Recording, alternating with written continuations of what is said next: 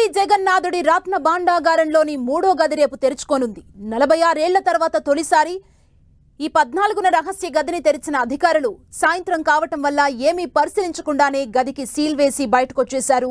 రహస్య గదిలో గోడకు 5 అల్మారాలు ఉన్నాయని, ఆభరణాలున్న కొన్ని పెట్టెలు పడి ఉండటాన్ని చూశామని హైకోర్టు విశ్రాంత న్యాయమూర్తి జస్టిస్ బిశ్వనాథ్ రథ్ తెలిపారు. అల్మారాలు, పెట్టెలు తెరవనందున రహస్య గదిలో సొరంగ మార్గం ఉందో లేదో తాము స్పష్టత ఇవ్వలేమని తెలిపారు. ఈ క్రమంలో ఈ నెల 18న మళ్లీ ఆ రహస్య గదిని తెరిచి ఆభరణాలను తరలించనున్నారు. వాటిని ఆలయ ప్రాంగణంలోనే ఏర్పాటు చేసిన తాత్కాలిక స్ట్రాంగ్ రూమ్ లో భద్రపరుస్తారు. రేపు ఉదయం 9:51 నుంచి మధ్యాహ్నం 12:15 మధ్య ఈ ప్రక్రియ చేపట్టనున్నట్లు ప్రభుత్వం ఏర్పాటు చేసిన కమిటీ సభ్యుడు జస్టిస్ బిశ్వనాథ్ రథ్ చెప్పారు. ఆభరణాలన్నింటినీ తరలించాకే పురావస్తు శాఖ అధికారులను రహస్య గది లోపలికి అనుమతిస్తామన్నారు. ఆ తర్వాత ఈ అధికారులు అదే విధంగా రహస్య గది నిర్మాణ భద్రతను పరిశీలిస్తారని జస్టిస్ రథ్ వివరించారు.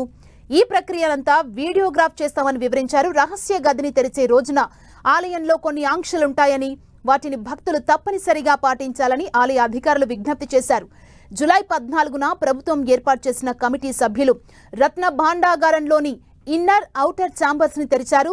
ముందుగా ఔటర్ ఛాంబర్లో 2 గదుల్ని తెరిచి అందులోని ఆభరణాలను టేకుతో చేసిన చెక్క పెట్టెల్లో తాత్కాలిక స్ట్రాంగ్ రూమ్ కు తరలించారు. అసలైన 3వ గదిని తెరిచేందుకు యత్నించగా తొలుత ఏ తాళం చెవితోనూ అది తెరుచుకోలేదు. దీంతో మెజిస్ట్రేట్ సమక్షంలో గదికున్న తాళాలను పగలగొట్టి లోపలికి ప్రవేశించేందుకు గదిలో తేమతో పాటు వర్షపు నీరు చిమ్మిన గుర్తులు కనిపించాయని తెలిపారు. అప్పటికే సాయంత్రం కావటం వల్ల నిబంధనల ప్రకారం ఏమీ పరిశీలించకుండానే వెంటనే బయటకొచ్చి గది తలుపులు సీల్ వేశారు.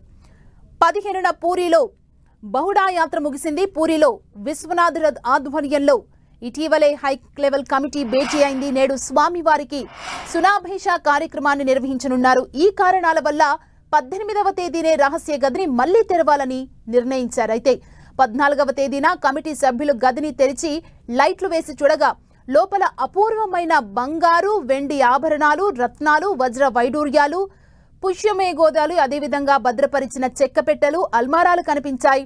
ఇంకా రహస్య గదిలో 34 కిరీటాలు, రత్నాలు పొదిగిన స్వర్ణ సింహాసనాలు, మహాలక్ష్మి అమ్మవారి వడ్డానాలు, కొలువు దేవతల పసిడి విగ్రహాలు ఉన్నాయని అంచనా వేస్తున్నారు. सुनावेश का जो कार्यक्रम है वो तो कल है। कल 17 तारीख को सुनावेश का कार्यक्रम है। तो मंदिर प्रशासन, पुलिस एवं जो हमारे सारे विभाग हैं, उड़ीसा सरकार एवं केंद्र सरकार की, तो सारे विभागों के तरफ से जो तैयारी है वो संपन्न हुई है। एवं तीनों रथ जो हमारे कल भगवान की कृपा से तीनों रथ कल पहुंच गए हैं, अपने निर्धारित स्थान पर पहुंच गए हैं। और आज जैक के माध्यम से तीनों रथ का जो भी एडजस्टमेंट्स था वो किया गया है। तो कल के लिए सारी तैयारी संपन्न है।